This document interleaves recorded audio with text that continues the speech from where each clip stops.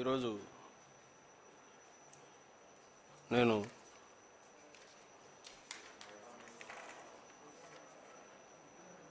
ప్రతిపక్ష నాయకుడు, రాష్ట్రంలోని రైతాంగం పట్ల వల్లమాలిన ప్రేమను కనపరుస్తూ ఈ ప్రభుత్వం జగన్మోహన్ రెడ్డి గారి ప్రభుత్వం హయాంలో రైతులు నానా కష్టాలు పడుతున్నారని, ఇప్పుడు టాపిక్ అయిన ధాన్యం సేకరణలో ప్రభుత్వం పూర్తిగా విఫలమైందని, మా హయాంలో ఆంధ్రప్రదేశ్ అంటే తమ వాళ్ళ హయాంలో రైతులకు స్వర్గంలాగా ఉంటే ఇప్పుడు ఏదో సలసల మరిగే నూనెలో రైతాంగాన్ని నరకంలో కదా వేయించినట్టు కష్టాల పాలు చేస్తుంది ప్రభుత్వం అంటూ ఒక 2-3 అంశాల మీద ఒక లేఖ రాశారు ముఖ్యమంత్రి గారికి, జగన్మోహన్ రెడ్డి గారికి. ఉదయమే దాన్ని కాపీ చూసి ఆశ్చర్యపోయాం. అందులో ఆయన 2-3 విషయాలు, మామూలు ఏదైనా ఆరోపణలు చేసినప్పుడు సత్యాలు ఒకటి ఉంటాయి, నిజాలు ఒకటి ఉంటాయి, వాటిని ఆధారం చేసుకొని ఆరోపణలు చేస్తాం. దాని నుంచి మా దగ్గర ఏమి తప్పు లేదని చెప్పడానికి అవతల పక్షం ఏదో సమాధానం ఇచ్చుకోవాల్సి వస్తుంది. రాజకీయాలు కొంచెం ఇదైతే అర్ధసత్యాలు ఉంటాయి, అంటే పూర్తి ఉండదు, అటు ఇటు ఇంటర్ప్రిట్ చేయొచ్చు. బట్ ఎంతో కొంత దాంట్లో వాస్తవం ఉంటుంది. ఒకవేళ పులి అనేది కనిపించకపోయినా ఉందేమో అని భ్రమ కలిగేటట్టు, అది పొగ కాకపోయినా పొగలాంటిది ఏదో వచ్చినట్టు కనపడితే వాటిని చూపించి ఏదో చెప్పే అవకాశం ఉంటుంది. అసలు ఏమీ సంబంధమే లేనిది, పూర్తిగా అబద్ధాలు మినహా ఇంకేమీ లేకుండా ఒక బకెట్ల కొద్ది బురద తెచ్చి చల్లేస్తే ఇంకా దాన్ని తుడుచుకోండి. మీరు తుడుచుకుంటే ఎలాగ అదన్నా మురికెన్నా కనపడుతుంది, లేదా వదిలించుకొని స్నానం చేయాలి, శ్రమ పడాల్సి వస్తుంది, మళ్ళీ ఎక్స్ప్లెయిన్ చేయాల్సి వస్తుంది. మీ చావు మీరు చావండి అన్నట్టు ఆయన పూర్తిగా తన సహజ స్వభావానికి అనుగుణంగా తనకు పుట్టుకతో వచ్చిన ఏదైతే బుద్ధి ఉందో, ఏదైతే పుడకలతో తప్పపోదో అని పెద్దలు అంటారో దానికి పూర్తి అనుగుణంగానే 200% దానికి అనుగుణంగానే ఆయన ఈరోజు లేఖ రాశారు. ఆయన ఏ పవన్ కళ్యాణ్ గారు లాంటి వాళ్ళు అయితే, అంటే పాలన అనుభవం లేదు ఒక లేఖనం, లేక నిజంగా ఒక రాజకీయ పార్టీలో పెద్ద ఎత్తున ఆయన చంద్రబాబు నాయుడు గారు చెప్పినట్టు దశాబ్దాల తరబడి అనుభవం ఉన్న నాయకులు, ఇవన్నీ కానోళ్ళు అంటే ఎస్ దానికి అలవెన్స్ ఇవ్వచ్చు, డిస్కౌంట్ చేయొచ్చు. మేబీ ఎక్కడో ఏ పత్రికలో తప్పుడు పత్రికలో తప్పుడు రాతలో రాస్తే ఆయన చదివి పాపం ఆవేశం తెచ్చుకున్నాడేమో అనుకోవచ్చు. లేదా ప్రభుత్వం కానీ పాలన కానీ అసలు ఎప్పుడూ చూడని గ్రూపులు కానీ, సాధారణ ప్రజానీకం కానీ, ప్రజానీకాల గ్రూపులు కానీ, సివిల్ సొసైటీలు ఏదన్నా ఆవేశపడితే సర్ది చెప్పొచ్చు ఇట్లా కాదని. కానీ మొన్న ఇంకా 2 ఏళ్ళు, మొన్ననే 2 ఏళ్ళు నిన్నడుగా మొన్న 30th పూర్తి అయింది ఆయన ఉండిపోయిండేది. రాష్ట్ర ప్రజల మస్తిష్కాల్లో ఆ చీకటి రోజులు కానీ, అప్పుడు అనుభవించిన అత్యంత దారుణమైన పరిస్థితులు కానీ అన్ని వర్గాలు ఇంకా పూర్తి మర్చిపోలేదు. ఒక్కసారి రాత్రిపూట ఓ తుఫాన్ లాంటిది వచ్చి వేకోజామునే అదంతా క్లియర్ అయిపోయి మంచి ఎండ వచ్చి నార్మల్ సాధారణ జీవనం ఎట్లుంటుందనే దాన్ని అతి తక్కువ కాలంలోనే జగన్మోహన్ రెడ్డి గారు 2 ఏళ్లలో ఆయన చూపించారు ప్రజలకు, అన్ని వర్గాల ప్రజలకు, అందులో అతి ముఖ్యంగా రైతులకు, రైతాంగానికి. ఈ నేపథ్యంలో నువ్వు సృష్టించిన ఒక నరకం ఏదైతే ఉందో దాన్ని మర్చిపోలే. పీడకలలాగా అది టక్కున మెలకువ రాగానే మామూలు దీంట్లోకి తీసుకొచ్చి అతి తక్కువ కాలంలోనే ప్రజా జీవనాన్ని గాడి మీద, ముఖ్యంగా రైతాంగ వ్యవస్థను, రైతులను, వాళ్ళ పరపతిని ఒక గాడి మీద పెట్టి ఒక ఆత్మవిశ్వాసం నింపిన జగన్మోహన్ రెడ్డి గారి పాలన. ఈ రెండు ఉన్నాయి కళ్ళల్లో, ఈ రెండు మస్తిష్కంలో బాగా మెదులుతూనే ఉన్నాయి. అది పచ్చిపుండు పూర్తి పోకపోలేదు, కానీ గాయం మానిపోతుంది. ఈ పక్క మంచి ఇది కనిపిస్తుంది. పునాదులు స్ట్రాంగ్ బండి అని అందరూ ఆనందంగా ఉన్నారు. ఈ సందర్భంలో, ఈ నేపథ్యంలో వ్యవస్థలో పొరపాట్లు జరిగితే ఎత్తి చూపొద్దని ఎవరు అనరు, చూపాల్సిందే, అవి కరెక్ట్ చేసుకోవాల్సిందే. అసలు ఏది తాను చేయలేదో అది క్లెయిమ్ చేసుకోవడము, ఎంత ఘోరంగా ఏదైతే లేదో అది ఉందని ఇప్పుడు చెప్పడము, ఈ రెండు మహానుభావులు నారా చంద్రబాబు నాయుడు గారికి మాత్రమే ఈ మొత్తం భూప్రపంచం మొత్తంలో కూడా సాధ్యమవుతుందని ఈరోజు ఉత్తరం చదివినాక మరోసారి స్పష్టంగా మాకు అనిపించింది. ఈ రాష్ట్రంలో రైతాంగం ఎవరైనా సరే, అంటే ధాన్యం పండించి ప్రొక్యూర్మెంట్ దానికి ఇచ్చిన వాళ్ళు, ఆయన ఎట్లా రాశాడో మరి, ఆయన రాసినట్లు ఎవరో తయారు చేసిన 48 గంటల్లో ఆయన హయాంలో పేమెంట్లు అయ్యాయంట. 48 అవర్స్లో ప్రొక్యూర్మెంట్ జరిగిన 48 అవర్స్లో మేము పే చేసేసామని ఆయన భుజాలు ఆయన చర్చుకున్నారు. 48 అవర్స్లో పే చేశారా లేదా ఇంకొకట అనేది చేయాలంటే గవర్నమెంట్ రికార్డ్స్లో పోయి చూడాలి. సరే, మేమేదో దాంట్లో ఉన్నాం కాబట్టి అధికారులు అడిగి వివరాలు తీసుకొని చెప్పగలం, కానీ మిగిలిన వాళ్ళకి ఏం తెలుస్తుంది? కాబట్టి ఒక బండ వేసేస్తే వాళ్ళ చావాల్సి వస్తారని వేరే ఏం అక్కర్లేదు. జగన్మోహన్ రెడ్డి గారు అధికారంలోకి వచ్చాకనే,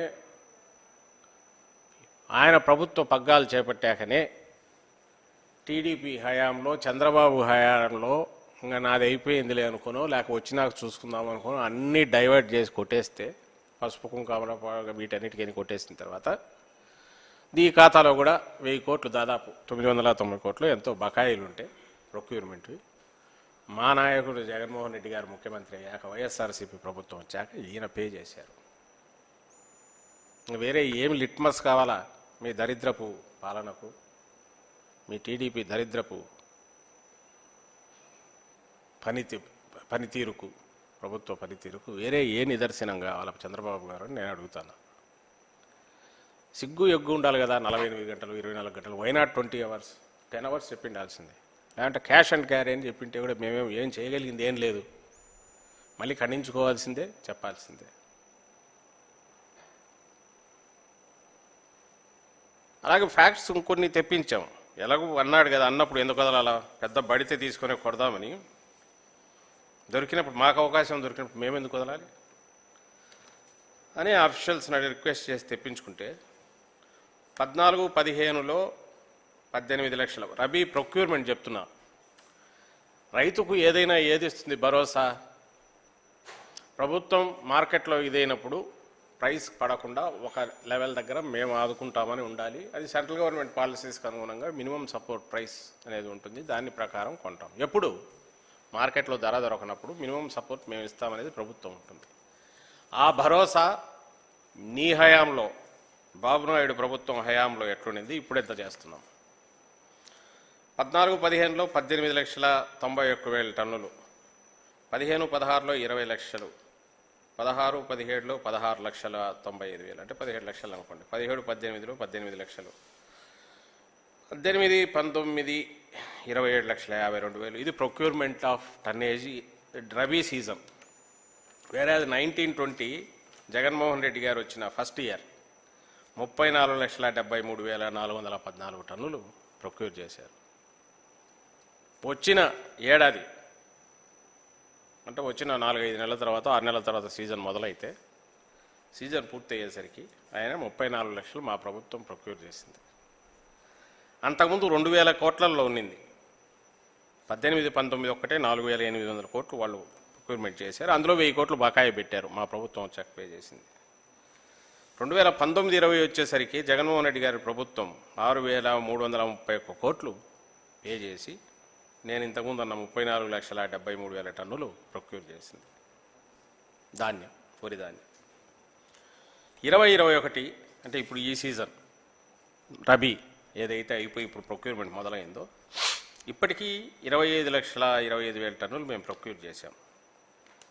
మొత్తం టార్గెట్ వచ్చి 45 లక్షల మెట్రిక్ టన్నులు ప్రొక్యూర్ చేయాలంటే లాస్ట్ ఇయర్ కంటే ఆల్మోస్ట్ 10 lakh టన్స్ ఎక్కువ ఉంది. అయిపోతే చేస్తాం. అది బేస్ మినిమం ఒక అంచనాల కోసం, ప్రిపేర్డ్నెస్ కోసం. దాని మీద ఎంత వచ్చినా కూడా తీసుకోవడానికి రెడీగా ఉంది. ఇప్పటి వరకు 4,728 కోట్లు ఇది. ఎస్, దీని తర్వాత వచ్చేసరికి పేమెంట్స్కు బకాయిల గురించి నువ్వు 48 గంటలు అనేది మేము ఇప్పుడే తిప్పి కొట్టేశాను. నీ బకాయిలు మేము పే చేసాం. నువ్వు ప్రొక్యూర్ చేసింది ఎంత, దాంట్లో ఎంత బకాయి పెట్టావు, మేము ప్రొక్యూర్ చేస్తున్నది ఎంత, ఈ ఇయర్ చేస్తున్నది ఎంత, దానిలో పేమెంట్కు సంబంధించినంత వరకు డిలే అయితే ఎంత అవుతుంది, ఎందుకు రైతుల్లో లేని ఆందోళన, భయం క్రియేట్ చేసి ఏం సాధించాలనుకుంటున్నావు నాకు అర్థం కావట్లే. తర్వాత ఇంకొక పాయింట్ అన్నాడు, ఏ గ్రేడ్ దాన్ని అన్నాడు. అసలు ముందు ఏదైనా చంద్రబాబు ఆయనకేమైనా మెంటల్ అయిందా అర్థం కావట్లా, తలకాయలో మొత్తం చెడిపోయిందేమో అర్థం కావట్లేదు, లేదా ఆయన ఎవరినైనా ఏమి అజ్ఞానులనో మిడిమిడి జ్ఞానం ఉండేవాళ్ళనో ఆయన స్క్రిప్ట్ రైటర్లుగా పెట్టుకున్నాడో తెలియట్లా. కానీ ఏదైనా ఆన్సరబుల్ ఆయనే అవుతారు, ఎందుకంటే ఆయన పేరు మీద వచ్చింది కాబట్టి. బయట నీకు 1,300, 1,400 పోతాడు, నువ్వు 1,000 రూపాయలకు కొంటావు, ఏం జగన్మోహన్ రెడ్డి గారు అని అడుగుతాడు ఆయన. అసలు మినిమం సపోర్ట్ ప్రైస్ ఏంటి? బయట అంటే నిన్ను రైతులను బయట అమ్ముకోవద్దని చెప్పారా? బయట మార్కెట్ డౌన్ అయితే అండగా మేమున్నామని ఒక ప్రొటెక్షన్ దీన్ని ఇవ్వడానికే ఒక మినిమం సపోర్ట్ ప్రైస్ ఉంది. అది మ్యాక్సిమం సపోర్ట్ ప్రైస్ కాదు. వాడు రాసినోడు, ఆ స్క్రిప్ట్ రాసినోడికి ఏమైనా తలకాయ తిరుగుతానిందో, లేక ఈయన చూసుకోలేదు, లేక ఈయనకే ఏమన్నా ఇదైందో, మెంటల్ అయిందో తెలియదు. కానీ minimum support price is to safeguard the farmers, distress sale లేకుండా, అండర్ సెల్లింగ్ లేకుండా, తక్కువకు అమ్ముకోకుండా ఒక ప్రొటెక్షన్ నెట్ పెట్టిండేది. ఆయనకు తెలియదని ఎవరు అనుకోవడానికి లేదు, ఎందుకంటే ఆయన అందులో ఎకనామిక్స్ పిహెచ్డీ సగంలో మానేసింది ఏదో చేసినట్టున్నారు కాబట్టి ఖచ్చితంగా తెలిసి ఉంటుంది. ఇప్పుడు తలన్నా చెడిండాలా, లేకుంటే తలాదే లేని ఆ తలకాయ పని చేయని వాడు ఎవడన్నా మిడిమిడి జ్ఞానం ఉండన్నా రాసిచ్చిండాలా? అక్కడ ఈ క్వశ్చన్ చూస్తే నవ్వు వస్తుంది. నీకు హయ్యర్ రేట్కి మార్కెట్లో పోతుంటే నువ్వు తక్కువ రేటుకి ప్రొక్యూర్ ఉంటే, తక్కువ రేటుకి ప్రొక్యూర్ ఎవరు చేస్తున్నారు? అమ్ముకోలేని వాళ్ళు ఎవరు వస్తే ఏ గ్రేడ్ అది? అసలు ఏ గ్రేడ్, ఏ కోర్ట్స్లో ఏ గ్రేడు, బీపీటీ లాంటివో ఇంకోటో అసలు ప్రొక్యూర్మెంట్లోకి వస్తున్నాయా? రైతులు ఇస్తున్నారా? వాళ్ళు మంచి రేట్ వస్తుంది, మార్కెట్లో అమ్ముకుంటున్నారు.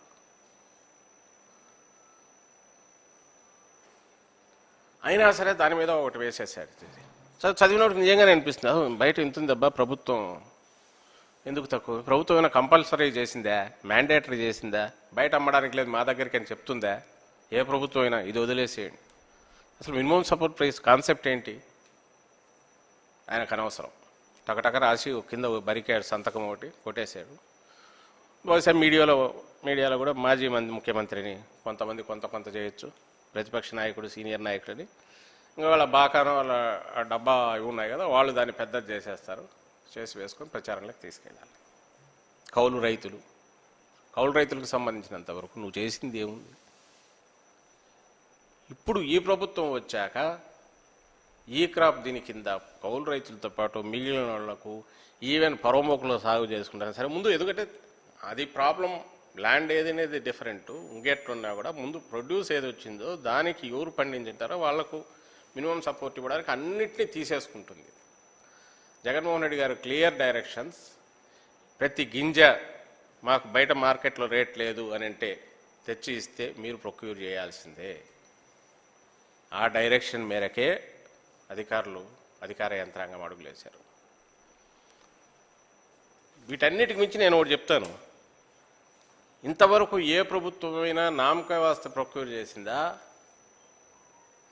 లేక రైతు వరకు డోర్ స్టెప్ వరకు వెళ్ళి తీసుకురావాలి ఎవరైతే ఇవ్వాలంటుందో వాళ్ళకు ఫెసిలిటేట్ చేసి వాళ్ళ దగ్గర తీసుకుంటుంది. అంటే ఫస్ట్ టైం ఈ ప్రభుత్వం ఆర్బీకేల దగ్గరనే అక్కడికి కిందికి పంపించి పాసులు ఇచ్చి కలంలోనే తీసుకోవాలా, కలంలోనే అట్టి విలేజ్ లెవెల్ ఫామ్ గేట్ దగ్గరే తీసుకోవాలనేది కాన్సెప్ట్ పెట్టుకొని మ్యాక్సిమం పుష్ చేస్తున్నారు కిందికి. చిన్నది అక్కడ అవకతవక జరిగినా దానికి సంబంధించి సహాయం చేయడానికి కానీ, లేదంటే రిడ్రెసల్కు ఏదైనా తప్పు జరిగితే పొరపాటు కరెక్ట్ చేయడానికి కూడా అక్కడ వెంటిలేటింగ్ ఇది అక్కడ పెట్టారు. గ్రామ సెక్రటేరియట్ దగ్గర నుంచి ఆర్బీకేల దగ్గర నుంచి పైకి ఎస్కలేట్ చేసి తీసుకురావడానికి ఇంత ఎలాబొరేట్ ఏర్పాట్లు చేసి పండించిన ప్రతి గింజ ఏదో మార్కెట్లో మంచి రేటు లేదా మినిమం సపోర్ట్ ప్రైస్కి ఇక్కడ. ఆ తర్వాత ప్రభుత్వం మా తిప్పలు మేము ఏమన్నా పడినా సరే ముందు రైతు అయితే ఇబ్బంది పడకూడదు, స్పెక్యులేటర్ దీంట్లోనో దళారుల వీటితో నష్టపోకూడదు అనే ఒక ప్రధానమైన ఇది పెట్టుకొని అడుగులు వేసింది.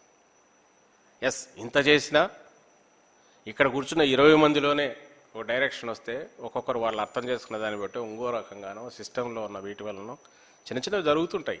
మీడియా ఉండేది అందుకే తెచ్చి చూపిస్తుంటారు, ఇమీడియట్ డైరెక్షన్స్ వెళ్తున్నాయి, కరెక్ట్ చేసుకుంటున్నారు. But the philosophy, the concept రైతుకు పూర్తిగా 24/7 హ్యాండ్ హోల్డింగ్ చేసి, ఎందుకంటే ఆయన కష్టపడి అక్కడ పండించి చెమటోడ్చి రేయింబవళ్ళు రిస్క్ తీసుకొని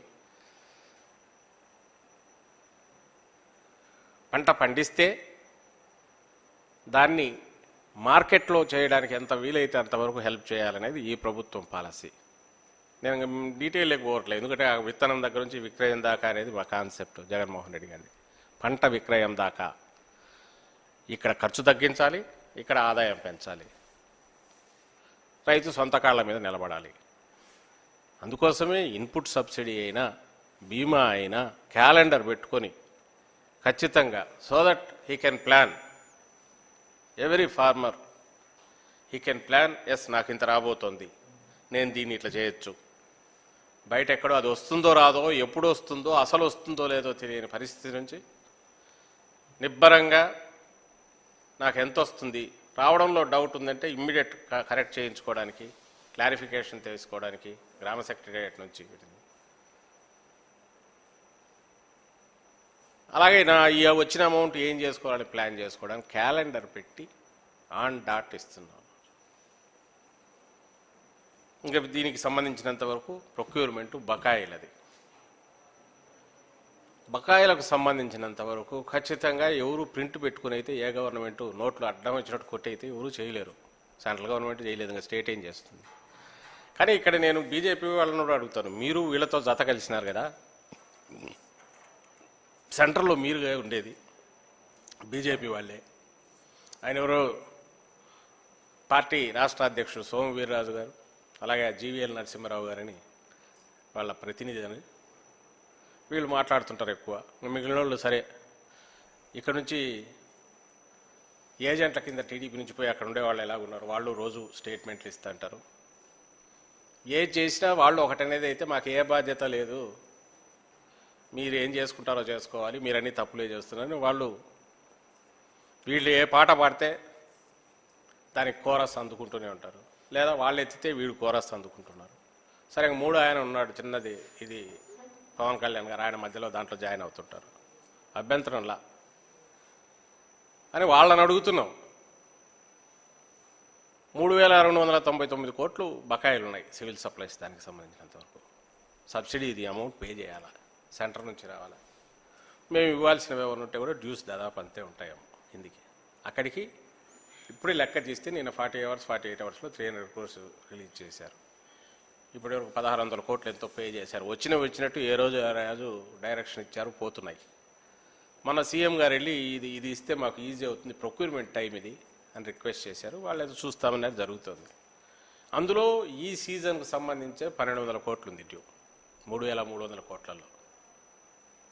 మరి ఈ నాయకులు ఎవరన్నా ఉన్నారు కదా ఇక్కడ, ఆ బీజేపీ వాళ్ళు ఇదే పని అక్కడ పోయి వాళ్ళ నాయకుల దగ్గర కూర్చొని, కేంద్ర ప్రభుత్వంలో బాధ్యులు ఉన్నారు వాళ్ళ దగ్గర కూర్చొని, అయ్యా మా రాష్ట్రంలో ఏదో ప్రొక్యూర్మెంట్ జరుగుతుంది, టార్గెట్ పెద్దది పెట్టుకున్నారు, మనమేం అడిషనల్ చేయాల్సిన అవసరం, మీరు అది రిలీజ్ చేస్తే ఇక్కడ ప్రొక్యూర్మెంట్ ఫాస్ట్ అవుతుంది, రైతులకు మనం ఇది చేయొచ్చు, మన వైపు నుంచి చేయొచ్చు అని చెప్పి రిలీజ్ చేయొచ్చు, క్రెడిట్ కూడా తీసుకోవచ్చు, మాకు అభ్యంతరంలా. ఇదిగో మా ప్రమేయం వల్ల, మేము రిక్వెస్ట్ చేసినందువల్ల మా మోడీ గారు, ఆ కన్సర్న్ మినిస్టర్ ఎవరో ఆయన చెప్పారు, ఆయన మాకు రిలీజ్ చేశారు, ఇదబ్బా మా క్రెడిట్, ఇది మేము తీసుకుంటామంటే ఎవరు ఏం జనం అబ్జెక్ట్ చేస్తారా, మా పార్టీ అబ్జెక్ట్ చేస్తుందా, జగన్మోహన్ రెడ్డి గారు అబ్జెక్ట్ చేస్తారా, ముఖ్యమంత్రి గారు కూడా చేయరు ఖచ్చితంగా. ఎందుకంటే రాష్ట్రం విషయంలో ఎప్పటికి కాదు ఎప్పటికీ అక్కడ ఆ ప్రభుత్వం ఉండి ఎవరున్నా, బీజేపీ కాకపోతే ఇంకెవరున్నా, ఇక్కడ జగన్మోహన్ రెడ్డి గారు ఇంకెవరున్నా, దెర్ ఈజ్ నథింగ్ లైక్ ఏదో సెంటర్ ఒక దేశము, స్టేట్లు ఒక దేశం కాదు, అందరికీ తెలిసిందే. ఏది వచ్చినా ఆ ట్యాక్సుల్లోంచి రావాల్సిందే, వాటిలోంచి రావాల్సిందే. ఇక్కడ స్టేట్స్ ఏం చేసినా సెంట్రల్ గైడ్లైన్స్ ప్రకారం చేయాల్సిందే. అక్కడ నుంచి వచ్చే డైరెక్షన్స్, గైడ్లైన్స్ దృష్టిలో పెట్టుకొని సెన్సిబుల్గా ప్లాన్ చేసింటారనే ఉద్దేశంతో వీలైనంత వరకు ఫాలో కావడానికే స్టేట్స్ ట్రై చేస్తాం, చేయాలి కూడా, లేకపోతే తలా తోక లేకుండా వెళ్ళిపోతాయి. కాబట్టి ఖచ్చితంగా there is a role BJP can play, there is a role TDP can play. ఎందుకంటే టీడీపీ మొన్నటి వరకు ఏం చేసింది, ఎంత దారుణంగా ఏమేం చేయొచ్చు అవన్నీ చేసింది. కాబట్టి అట్లా చేయకుండా చేస్తున్న జగన్మోహన్ రెడ్డి గారి దాంట్లో ఖచ్చితంగా వ్యవస్థ కొన్ని తప్పులు ఏమైనా జరిగితే పాయింట్అవుట్ చేయండి, వద్ద అభ్యంతరంలా. దానివల్ల రిడ్రెసల్ స్పీడ్గా అవుతుంది. బీజేపీకి has a role to play because they are in power, absolute పూర్తి పవర్లో ఉన్నారు. మళ్ళీ ఎవరి మీద డిపెండ్ అయ్యి కాదు. గతంలో మాది చంద్రబాబు మీద డిపెండ్ అయితే, మా మీద డిపెండ్ అయితే మేము జగన్మోహన్ రెడ్డి గారు పర్సనల్వి కాదు ఇవి చేసుకునేవాళ్ళు, వెళ్ళి ముందు రిలీజ్ చేయించుకొని కాదు. కాబట్టి ఏదో రిక్వెస్ట్ చేసుకుని ట్రై చేస్తున్నాం, అక్కడ మీ రోల్ మీరు ప్లే చేయండి. Same case same thing applies to next ఈ 2-3 రోజులుగా జరుగుతున్నది. ఈ 2-3 ఎందుకంటున్నానంటే ఖచ్చితంగా అందరూ దృష్టిలో పెట్టుకోవాల్సింది, ఒక అబద్ధ ప్రచారాలు జరుగుతున్న దాన్ని ఖండించాలా, ప్లస్ జనానికి తెలియాలి. కాబట్టి ప్రాపర్టీ ట్యాక్స్ విషయంలో కూడా ఆందోళనలు జరుగుతున్నాయి, మాట్లాడుతున్నారు. నిన్ననే మా మంత్రి గారు కూడా మాట్లాడారు, బొత్స సత్యనారాయణ గారు కూడా మాట్లాడి ఎక్స్ప్లెయిన్ చేశారు. విచిత్రమైన ఆర్గ్యుమెంట్ నాకు కనిపించేది బీజేపీ వాళ్ళది ఎక్కువ అనిపిస్తుంది. సరే వీళ్ళంటే వీళ్ళు దాన్ని ఏమంటారు, 18 వేసినాల నుంచి అధికారం పోయినాల నుంచి 18 వేసినప్పటి నుంచి ఒక ట్యూన్ ఏదో ఉంటుంది, ఫిక్స్డ్ టేప్ రికార్డర్ ఆన్ చేసినట్టు కొడుతుంటారు టీడీపీ వాళ్ళు. కానీ మీరు రెస్పాన్సిబిలిటీ నుంచి తప్పించుకోలేరు కదా బీజేపీ నాయకులు. నేను అడుగుతున్నది ప్రాపర్టీ ట్యాక్స్ దీంట్లో మొన్న ఆయన జీవీఎల్ నరసింహారావు గారు మాట్లాడుతూ అంటారు, మేమేమి ఇచ్చేయలేదే, అట్లయితే మా పాలిత రాష్ట్రాల్లో జరగలేదే, గుజరాత్లో ఎక్కడా వేయలేదే ఇలాంటిదని. ఎఫ్ఆర్బి ఏమన్నా ఫిజికల్ రెస్పాన్సిబిలిటీ దీనికి సంబంధించినంత వరకు జాగ్రత్తగా చేయాలన్నా ఫైనాన్స్ కమిషన్ ఇచ్చిన గైడ్ లైన్స్ ఫాలో అయితే హెల్తీ ఇదిగా ఉంటుంది. మీరు చేయండి అన్నాక అక్కడి నుంచి ఎఫ్ఆర్బిఎం లేకముందు ఏ స్టేట్కి ఆ స్టేట్ ఉండేది, మీరే కండిషన్స్ పెట్టారు, మీరే దాన్ని ఇట్లా చేసుకోండి అన్నారు. మీ ఆరోగ్యం బాగుండాలంటే మీరు ఇవి చేయాలని మీరు సజెషన్స్ ఇచ్చిన దాని ప్రకారము ప్రతి స్టేట్ ట్రై చేస్తుంది. మీ ఆరోగ్యం బాగుండడంలో అప్పులే తీసుకున్నా, దేనికి పెడుతున్నా ఏదైనా సరే అది కూడా ఒక భాగం, అప్పులు చేయడం అనేది కూడా. దానికి సంబంధించి నువ్వు లింక్ పెట్టి ఇంకా అది డైరెక్షన్ కాదు, ఇంకోటి అంటే ఏమన్నా నాకు అర్థం కాల. ఇట్లయితే ఇంత పర్సెంటేజ్ని ఒక ఇన్సెంటివైజ్ చేసి నువ్వు ఇట్లా చేయకపోతే నీకు ఇది పనిష్మెంట్ అంటే డీఇన్సెంటివైజ్ చేసి రెండు వైపు ఇది చేస్తే దాని ప్రకారం స్టేట్ ఆ వైపు అడుగులేస్తే మంచివి. అక్కడికి వాళ్ళు చెప్పిన దాని ప్రకారం మొత్తం మన స్టేట్ ఇప్పుడు ప్రాపర్టీ ట్యాక్స్ విషయంలో నేరుగా ఒకేసారి దీంట్లోకి తీసుకెళ్ళట్లా, ఏది మన రిజిస్ట్రేషన్ వాల్యూని బేస్ చేసుకుని కన్ఫైన్ చేశారు. ముఖ్యమంత్రి గారు చెప్పారు బరువు ఒక్కసారి పడకూడదు, రేషనలైజ్ చేయండి ముందు. ఎందుకంటే చంద్రబాబు నాయుడు గారి హయాంలో మీ అందరికీ గుర్తుంటుంది, ఎడాపెడా రెవెన్యూ పెంచుకోవాలి, దానికి ఆ ఖాతాలో రిజిస్ట్రేషన్లలోని 5% 10% పెంచుతూ పోయినట్టున్నారు అక్రాస్ ది బోర్డు. అది కూడా రేషనలైజ్ చేయాలనే దాంట్లో కూడా నడుస్తుంది. ఒకచోట ప్రాపర్టీ వాల్యూ గజం మనం ఏదైనా వాల్యుయేషన్ ఎంత ఉంటే అంత రియల్గా ఉండకపోయిన చోట తగ్గించాల్సి వస్తుంది, పెరిగిన చోట పెంచాల్సి వస్తుంది. ఏదైతే ఏ ప్రాతిపదికనైతే ప్రాపర్టీ ట్యాక్స్ వస్తుంది దాన్ని అడ్రస్ చేస్తున్నాం ఇప్పుడు ఈ ప్రభుత్వము. ఒక బాధ్యత కలిగిన పౌరులుగా ప్రతి ఒక్కరూ డెవలప్మెంటల్ యాక్టివిటీలో కానీ, ఎందుకంటే అది ఎవరికి వాళ్ళకు సంబంధించింది, పాల్గొనేలా చేయడానికి ప్రభుత్వం అనేది కూడా బాధ్యతాయుతంగా దానికి తగిన ప్రాతిపదిక నిర్ణయించాలి. కాబట్టి ఇర్రేషనల్గా కాకుండా ఓ హేతుబద్ధతతో ముందు ప్రాపర్టీ వాల్యుయేషన్ అంటే రిజిస్ట్రేషన్ వాల్యూ ఇవి డిసైడ్ చేస్తే దీని మీద నెక్స్ట్ ఈ ఇప్పుడు చెప్పిన ప్రాపర్టీ ట్యాక్స్ ఆ ప్రాతిపదిక మీద ఫిక్స్ చేయడానికి కుదురుతుంది. So we're going into the roots, not ఏదో ఊరికే వేగ్గా సెంటర్ చెప్పిందని కూడా చేయట్లా. పోనీ మీ స్టేట్స్లో ఎక్కడ చేయలే, కర్ణాటకలో చేయలేదా? సరే ఇప్పుడంటే మీ పోలు దాంట్లో కుదరక కానీ లేకపోతే మహారాష్ట్రలో చేయలేదా? మీరు రూల్ చేసిన మహారాష్ట్రలో ఎవరు బీజేపీ? మా గుజరాత్లో చేయలే కదా అంటే నువ్వు గుజరాత్లో చేయకపోతే నువ్వు సెంటర్ డైరెక్షన్స్ ఇచ్చినాక గుజరాత్లో ఇట్లా కాబట్టి ఇంకో రకంగా బాగుతున్నారు ఏమో. నిన్న మా మంత్రి గారు అన్నట్టు నువ్వు పెట్రోల్ డీజిల్ రోజు పెంచుతాను మరి దాన్ని వేసి పొలిటికల్గా బండలేయాలన్నా అదేసి. సో మీరు గైడ్ లైన్స్ ఇచ్చారంటే ఆదేశాలు దాన్ని ఫాలో కావడం అనేది స్టేట్స్ వీలైనంత వరకు చూస్తాయి. ఎక్కడన్నా మరీ దానివల్ల ఇబ్బంది ప్రజలకంటే ఇది జగన్మోహన్ రెడ్డి గారు తీసుకున్నట్టు వాటిని రేషనలైజ్ చేయడం ఒకటి, రెండోది ఒకేసారి బరువు పడకుండా సీలింగ్ పెట్టి 15% మించకూడదు అన్నాడు. దీని అంతా వేస్తే 180 crores వస్తుందనేది తేల్చారు. ఇంకా దీంట్లో ఇదిగో ఇక్కడిక్కడ ఎక్కువ పడే ఛాన్స్ ఉంది, ఇంత కష్టం సజెస్ట్ చేయండి. సెకండ్ ఆస్పెక్ట్ వెదర్ అది ఆ గైడ్ లైన్స్ ఉన్నా లేకపోయినా ఇంతకాలము అవినీతి కరప్షన్కు ట్రాన్స్పరెన్సీ లేనిగా జరిగినవి ఎవరైతే మేనేజ్ చేసుకోగలరో, దళారుల మీద డిపెండ్ అయ్యి చేసుకోగలరో, రెంటల్ వాల్యూ తగ్గించుకొని చూపిస్తేనో దానికి ఒక రకంగా వస్తుంది. ఒకే చోట ఒకటి ఒక రకంగా ఉంది, ఇంకోరు ఒక రకంగా ఉంది. వీటన్నిటికీ పోయి చెక్ పెడుతూ ట్రాన్స్పరెంట్గా ప్రతి ఒక్కరూ మా దీనికి సంబంధించిన ఎంత అనేది వాళ్ళకి తెలుస్తుంది, ఒకరి మీద డిపెండ్ కావాల్సిన అవసరం లేదు. అది ప్రాపర్టీ వాల్యూని బేస్ చేసుకుని ఆ ప్రాపర్టీ వాల్యూ కూడా ఇర్రేషనల్గా కాకుండా ఒక ప్రాతిపదిక ఒక హేతుబద్ధతను కల్పిస్తూ దాని ప్రకారం చేయాలనేది సీరియస్గా జరుగుతున్న ఎక్సర్సైజ్. దాని మీద వచ్చేది కాబట్టి ఎవరు వరి కావాల్సిన అవసరం లేదు. నిజమే యజమానులు ఎవరు కూడా వరి కావట్లే, ప్రాపర్టీ ఉండేవాళ్ళు కూడా అమ్మయ్య నవ్వు ఇప్పుడు we need not depend on anybody అనేది ఇంతనే ఉన్నారు. మీరు క్రియేట్ చేసి ట్రై చేస్తున్న ఇది తప్ప ఎవరు బీజేపీ కానీ టీడీపీ కానీ వీటికి సంబంధించి. సో యథావతం ఏం చెప్తున్నది ఏంటంటే ఏదో ఒకటి పద్ధతులు వేస్తే దీని గురించి మాట్లాడాలి, దాని గురించి మాట్లాడాలి, మీ మీద ఒక బండలు వేస్తాం, మీరు తప్పించుకుంటారు చూస్తానికి ఇది పరీక్ష కాదు. చంద్రబాబు గారు ప్రజలు 5 ఏళ్ళు మాకు ఇచ్చారు అధికారం. వైఎస్ఆర్సీపీకి జగన్మోహన్ రెడ్డి గారికి అధికారం కట్టబెట్టారు, అదే అత్యధిక మెజారిటీతో కట్టబెట్టారు. ఎస్ మా ప్రియారిటీస్ మాకుంటాయి. జగన్మోహన్ రెడ్డి గారి ప్రియారిటీస్ ఖచ్చితంగా pro poor, pro farmer, entire సొసైటీలో ఉన్న బ్యాక్వర్డ్నెస్ని తీసేసి దాన్ని పైకి తీసుకురావాలి. విద్యా వైద్యం పరంగా దాన్ని అగ్రస్థానంలో నిలబెట్టాలి. సంక్షేమం అనేది కూడా అభివృద్ధి అని రుజువు చేస్తూ వచ్చే 4 ఏళ్లలో మేము ఇచ్చే దీనికి తీసుకొస్తున్న పథకాలు కానీ మిగిలినవి కానీ అది రుజువు చేయబోతున్నాయి. ఎస్ కొంచెం కొద్దిగా ఓపిక పట్టితే బాగుంటుంది. చంద్రబాబు గారికి ఇతవు చెప్తున్నా. రెండవది ఇంకోటి చెప్తున్నా, మా అండర్లైనింగ్ ఫిలాసఫీ మాకుంది. మీకు ఎట్లుండాలనేది మీకు జగన్మోహన్ రెడ్డి గారి పనితీరులో కానీ, ఆయన వ్యక్తిత్వంలో కానీ, ఆయన వ్యవహరిస్తున్న తీరులో కానీ, ప్రభుత్వాన్ని నడుపుతున్న తీరులో కానీ, ప్రజలకు మాట ఇచ్చిన తర్వాత నిలబెట్టుకోవడంలో కానీ మీకు కనపడుతుండాలి. ఇప్పటికీ దాని నుంచి ఏదైనా కొద్దిగా నేర్చుకోండి. లేదు నేను ఇంతకుముందే అన్నట్టు నాది పుట్టుకే ఇట్లాంటిది, ఇంకా నేనేం చేయలేను, హెల్ప్లెస్ అని అంటే ఏం చేయలేము. మరి అలాంటి పుట్టుకు ఏం పేరు పెట్టాలని నాకు అర్థం కాల. పొద్దున కూడా అనుకున్నాం, మొత్తం చరిత్రలో కానీ పురాణాల్లో కానీ ఇలాంటి క్యారెక్టర్ ఏమన్నా ఉందా? చంద్రబాబు నాయుడు గారు లాంటి క్యారెక్టర్ ఏదన్నా ఉందా?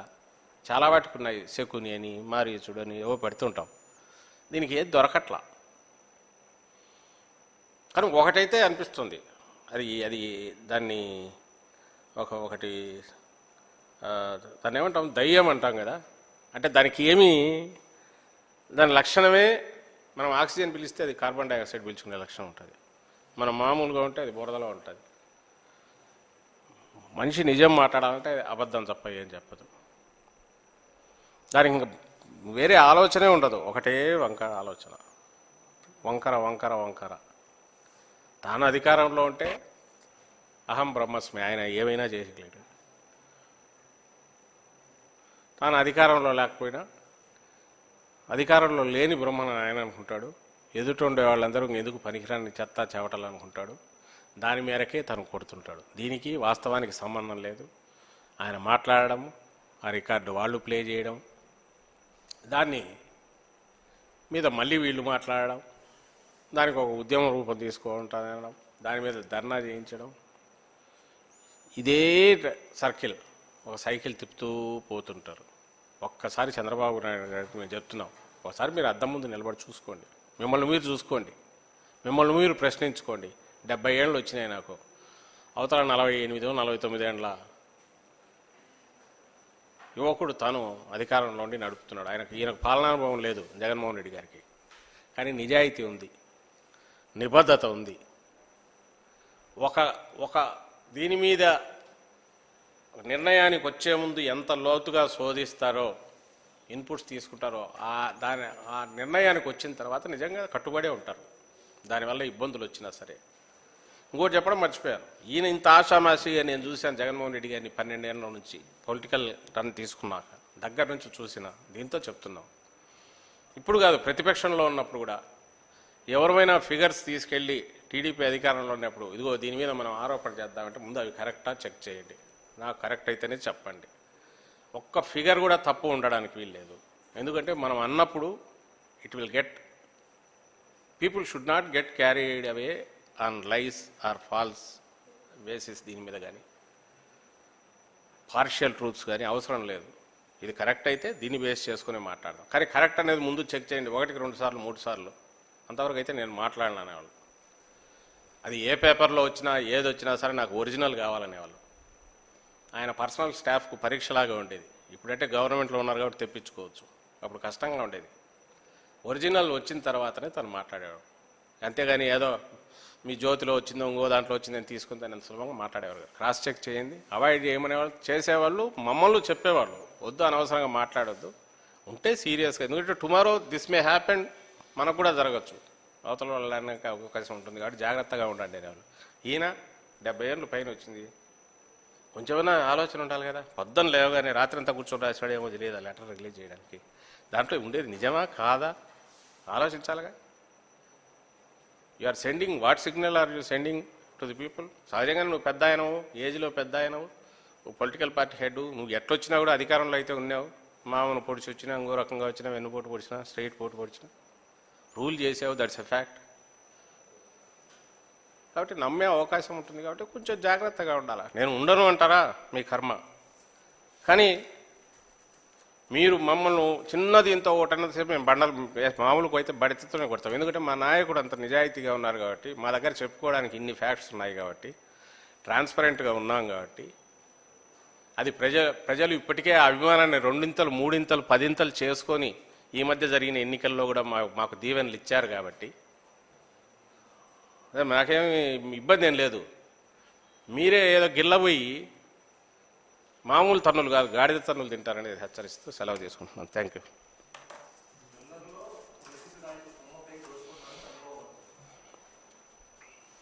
అదే ఏ రకంగానే చెప్పాలంటే అప్పటికి ఇప్పటికీ ప్రొక్యూర్మెంట్ పాలసీస్లో వచ్చిన తేడా వల్ల మొత్తం ట్రాన్స్పరెంట్గా జరుగుతుంది, ఎక్కడ దేనికి అవకాశం లేదు.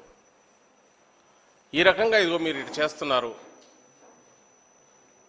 అసలు రీసైకిల్ చేయడం ఇంకోటి అనేది ఇప్పుడు పోయింది. ఎప్పుడైతే ధాన్యం మంచిగా ఇచ్చేసి మనం తీసుకొచ్చేసి సివిల్ సప్లైస్ దీంట్లో వస్తున్న దీనికి సంబంధించినంత వరకు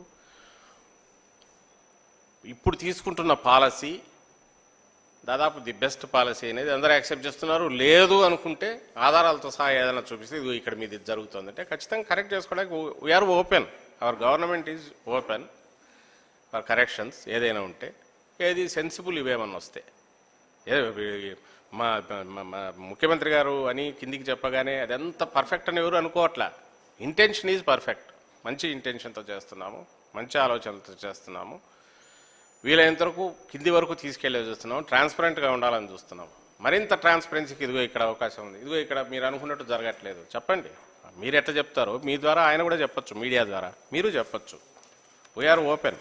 కానీ బేస్ లేకుండా మాట్లాడొద్దు అంటున్నాం. ఇప్పుడు మీరు చెప్తున్నది కూడా ఆయన అన్నది బేస్ లేకుండా, బేస్లెస్ అలిగేషన్.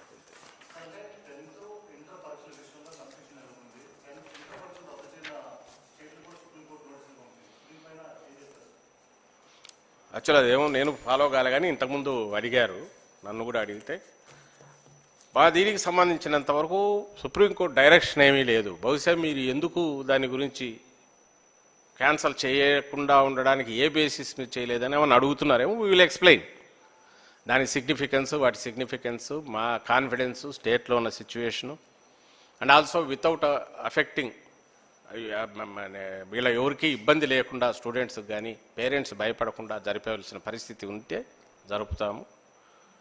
ఆ పరిస్థితి వచ్చినప్పుడు దాని గురించి ఆలోచిస్తామనే దాంతో ఉన్నాం కాబట్టి అదే ఎక్స్ప్లెయిన్ చేస్తాం. కానీ ఇంటెన్షన్ అయితే దీంట్లో ఒకటే. ఎవరో వాళ్ళు అంటున్నట్టు హెరాస్ చేస్తున్నారంటే హెరాస్ చేయడానికి కాదు, ఎంటైర్ ఫ్యూచర్ టర్నింగ్ పాయింట్స్ రెండు, 10th inter student, any student తర్వాత తెలుస్తుంది దాని ఇంపార్టెన్స్. ఇందులో కష్టపడిన వాళ్ళు, బాగా చదివిన వాళ్ళు, వాళ్ళకు రావాల్సిన డ్యూ ఇది ఏదైతే ఉందో రేపు ఎక్కడికి పోయినా కూడా వీళ్ళైతే కదా మిస్ కాకుండా చూడాలి అనేది ఎఫర్ట్. బియాండ్ అకాడమిక్ ఇయర్ దాటిపోతుందంటే ఆలోచించాలి. ఇప్పటికైతే ఆ పరిస్థితి లేదు. నేను అడుగుతాను, ఈరోజు సిబిఎస్ఈ అయినా ఇంకొకరైనా ఏదో బేసిస్ అయితే తీసుకుంటున్నారుగా, అంతా చేసి ఒక్కటే స్టూడెంట్ ఆ హాల్కి వచ్చి కూర్చొని రాయాలనా లేక ఇంకో పద్ధతిలోనా? అది దేని మీద డిపెండ్ అయింది? కోవిడ్ దీని మీద. ఇది అసెస్ చేయాల్సింది ఎవరు? గవర్నమెంట్, హెల్త్ డిపార్ట్మెంట్ వీళ్ళు చేయాలి. దానికి ఉన్న ఎక్స్పర్ట్స్ వాళ్ళ ఒపీనియన్ తీసుకొని ఇది చేస్తారు. ఇందులో పూర్తి రెస్పాన్సిబుల్గా జగన్మోహన్ రెడ్డి గారు ఒక పేరెంట్గానే ఆలోచిస్తున్నారు. తాను ఒక పేరెంట్ కాబట్టి తాను అలాగే ఆలోచించి స్టూడెంట్ భవిష్యత్తును దృష్టిలో పెట్టుకొని appropriate and right decision at appropriate time అనుకుంటున్నారు. ఇది అదే కన్వే చేస్తాం. ఎందుకు ఏ బేసిస్ మీద అట్లా అనుకున్నామనే సుప్రీంకోర్టు కన్వే చేస్తారని నేను అనుకుంటున్నాను.